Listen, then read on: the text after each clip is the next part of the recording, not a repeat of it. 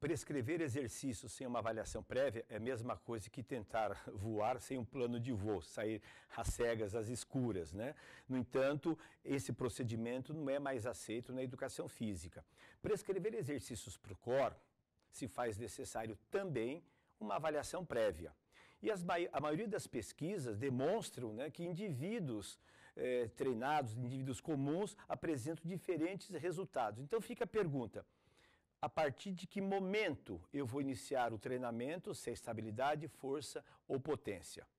Veja, os exercícios de estabilização, eles são prescritos de uma forma muito interessante. Veja, os exercícios isométricos na posição do gato cruzado faz com que o tronco se mantenha estável, o abdômen contraído e uma postura totalmente correta e inadequada. Então, desenvolver essa capacidade é muito importante para pessoas comuns, porque os músculos do core, eles são trabalhados de forma isométrica.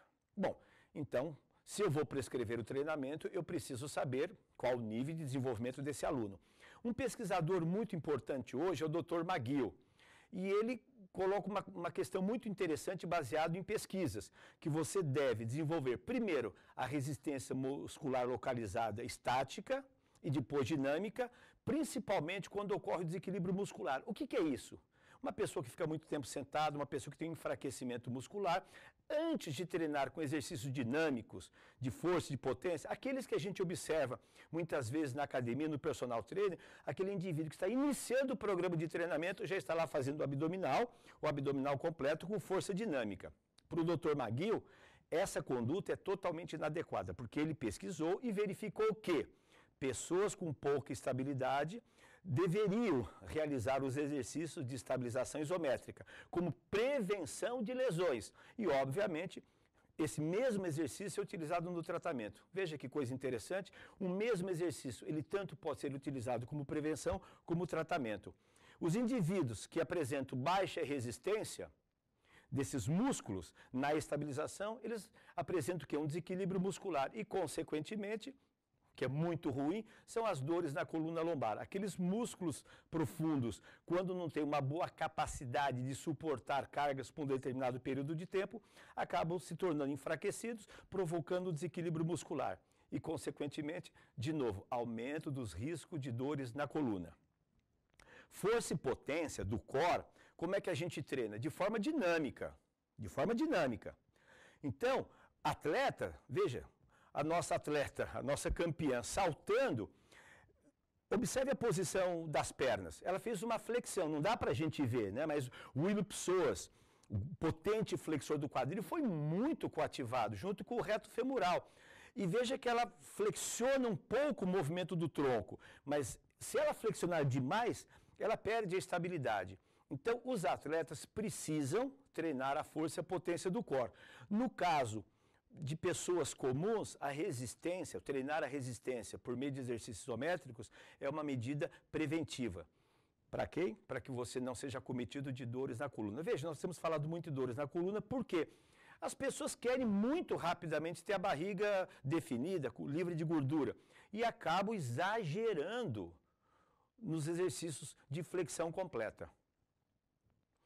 A maioria dos clientes, né, com dores na coluna lombar apresentam que uma baixa resistência dos músculos do core. Essa é uma das razões que nós vamos ensinar nas nossas próximas aulas como avaliar de forma correta os músculos do core, para que você faça um trabalho preventivo e eventualmente descubra aqueles alunos que não têm uma boa estabilidade. Um outro detalhe interessante que as pesquisas mostraram, né? Muitos corredores, quando apresentam uma baixa estabilidade da musculatura do core, isso reflete aonde? Numa instabilidade do quadril e dos joelhos.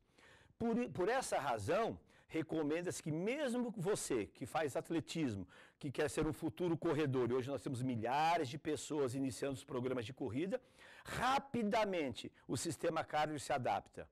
E rapidamente eles começam a apresentar dores nos joelhos e no quadril, que tem uma estreita relação, né, com essa falta de estabilidade do core, segundo as pesquisas do Dr. McGill. Bem, como é que a gente avalia o core? Isso você vai aprender nas nossas próximas aulas. Mas existe um pequeno problema, isso é uma questão muito discutida, porque a maioria dos testes Veja, nós estamos fazendo uma avaliação de estabilidade do core na posição ventral. Tá? Então, como esse, e a maioria dos testes são feitos na posição dorsal, na posição ventral, na posição em quadrupedia, que na realidade eles avaliam o core, sim. Avaliam os músculos profundos, sim. Avalia a estabilidade do core, sim. Porém, não é muito parecido com as atividades funcionais cotidianas e esportivas. Então, o que nós temos na literatura? Nós temos o teste de estabilidade do Mackenzie, o teste de força de Kendall, o teste de estabilidade do core e teste de função do core do Sheck, McGill e Kendall. São grandes especialistas. No entanto, todos esses testes são realizados em posições, vamos chamar assim, não funcionais. Tá? A grande dificuldade está onde? Você encontrar testes que avaliam efetivamente a musculatura do core numa situação de movimento. Isso é muito difícil, tá? Porque você tem uma habilidade motora global, como a gente deu exemplo nas nossas aulas do Nadal, de lutadores, todos eles usando a musculatura do core de forma dinâmica. Então, o melhor seria que eu avaliasse esses atletas numa posição funcional. Tem um teste, o chamado teste de backward, o BOMP, né?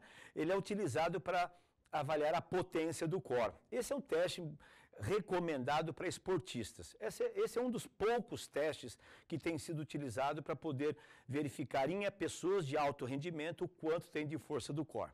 Bem, nós vimos que é muito importante avaliar o core. E você, nas nossas próximas aulas, vocês irão aprender quais são os testes mais efetivos, simples e de fácil execução que você poderá aplicar para os seus alunos, para que você não faça voo no escuro. Nós não podemos entender, prescrever um treinamento para aqueles alunos que querem ter o abdominal forte, definido, livre de gordura, você pedir para que ele faça 3 séries de 15, 20 ou 30 repetições. A pergunta é, ele está preparado? Sim ou não? Isso você vai poder responder a partir do momento que você conhecer e saber fazer uma boa avaliação dos músculos do core.